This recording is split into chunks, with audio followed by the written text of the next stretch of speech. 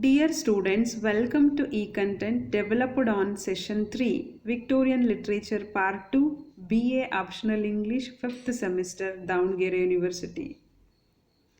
In this session, I am going to explain Dover Beach written by famous Victorian poet Matthew Arnold.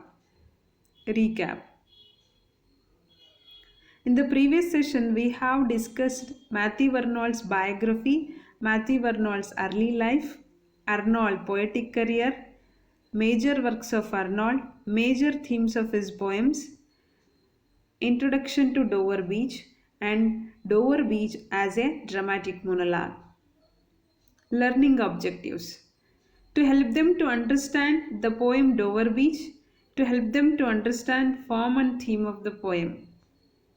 Session outcomes. After completion of this session, students will be able to understand the poem Dover Beach. Students will be able to understand form and theme of the poem. This session includes contents like this: summary of the poem, analysis of the poem, theme of the poem, MCQs, assignments, and references. Now I read the poem. The sea is calm tonight, the tide is full, the moon lies fair upon the straits on the French coast, the light gleams and is gone, the cliffs of England stand, gleaming and vast out in the tranquil bay. Come to the window, sweet is the night air, only from the long line of spray where the sea meets the moon blanched land. Listen, you hear the grating roar of pebbles which the waves draw back and fling at their return up the high strand. Begin and cease and then again begin with a tremulous cadence slow and bring the eternal note of sadness in. Sophocles long ago heard it and the Aegean, and it brought into his mind the turbid ebb and flow of human misery. We find also in the sound a thought hearing it by this distant northern sea.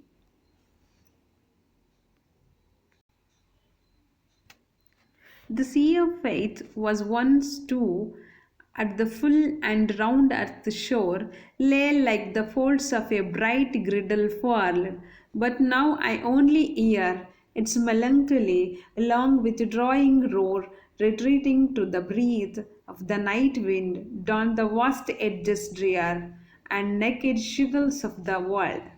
O love, let us be true to one another, for the world, which seems to lie before us like a land of dreams, so various, so beautiful, so new, hath really neither joy, nor love, nor light, nor certitude, nor peace, nor help for pain. And we are here as on a darkling plain, swept with the confused alarms of struggle and flight, where ignorant armies clash by night. Dover Beach is a lyric poem by the English poet Matthew Arnold. It was first published in 1867 in the collection of new poems. The title and subject of the poem is descriptive, and opening lines is the shore of the English ferry port of Dover in Kent in France. At the Strait of Dover, the narrowest part of the English Channel, where Arnold honeymooned in 1851. Many of the beaches in this part of England are made up of small stones or pebbles rather than sand, and Arnold describes the sea ebbing over the stones as a grating roar. This is the small introduction of the poem. Now we will see summary of the poem. The first stanza opens with a happy mood. The speaker invites his beloved to come to the window to enjoy with him the calm sea and the sweet air on a beautiful night. The speaker, however, cannot resist the sadness that he feels by the repetitive sound of the waves and the shore pebbles. The sound reminds the speaker of the ever changing fortunes of people. In the second stanza, The speaker imagines that the same sound heard by the Greek dramatist Sophocles made him think of the recurrence of human suffering. In the third stanza, the speaker compares the receding waves to the decay of spiritual faith. Religion that used to be like a sash or belt surrounding humanity and protecting it from doubt and despair is now removed, living behind a faithless humanity. In the fourth stanza, the speaker turns to his beloved, saying that it is in our sincerity and love that we can find solace in a world full of deception and uncertainty. According to the poet, in the world that has been tormented by deception, lies, and gloom, love is ultimate truth. The world seems to be like a deceptive land of dreams which culminates in hopelessness and pain. Analysis of the poem. The poem expressing the Victorian uncertainty that came from changing attitudes towards science and God. The speaker stands on the titular beach and describes the calm sea and the pebbled shore. The night air is sweet, but he is conscious of a note of sadness being brought in by the tide.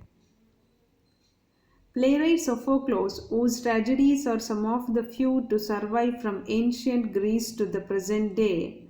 In this, Arnold suggests that the thoughts, the sound inspired something common to all peoples in all times.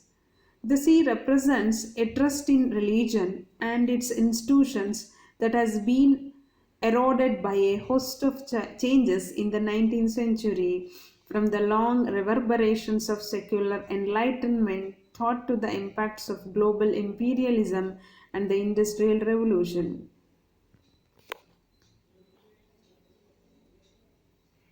Theme of the poem: Decline of religious faith in the modern world. Consequently, spiritual valleys and dying of the light of faith, symbolized by the gleaming light on the French coast, to his ears the sound waves become the melancholy, long withdrawing roar of the sea of faith. The recording waters leave behind a world bereft of any spiritual values, a world which offers nor certitude, nor peace, nor help for fame. One more theme here: loss of faith and certainty. This poem, written during the Victorian era, and it admits and laments the loss of religious faith that came with advances in various fields at the time. Here, like this: evolutionary biology, geology, archaeology, and textual analysis of the Bible.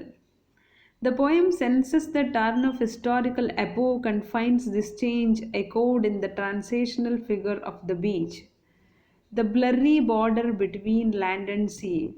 The poem thus asks the reader to consider what is lost in humankind's movement away from the certainties of the Christian faith.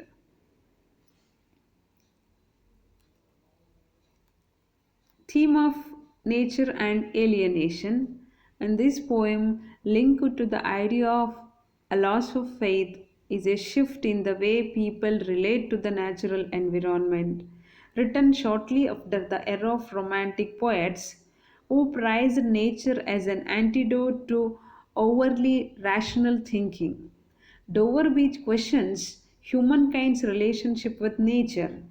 Instead of finding happiness or the sublime in the natural environment, the speaker finds a deep sense of sorrow.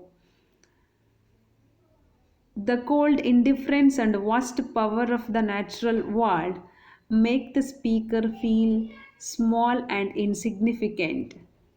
The poem is therefore an attempt to capture the complexity of human experience as just one part of the natural world rather than its center. Theme of love. With the retreat of religion causing a crisis of spiritual faith, the speaker turns to love as an answer for the loss of God.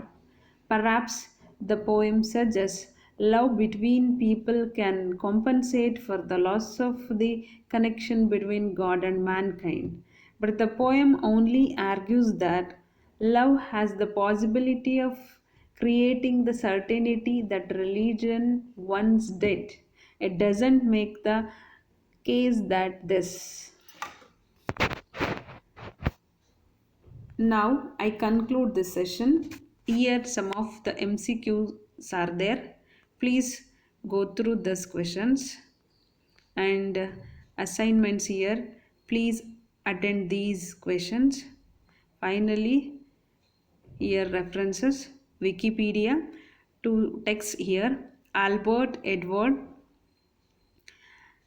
History of English Literature, Oxford University Press, New Delhi, 2013. Roy Oren, An Outline History of English Literature and English People, Roy Publishers and Distributors, Nagpur, 2001. Thank you.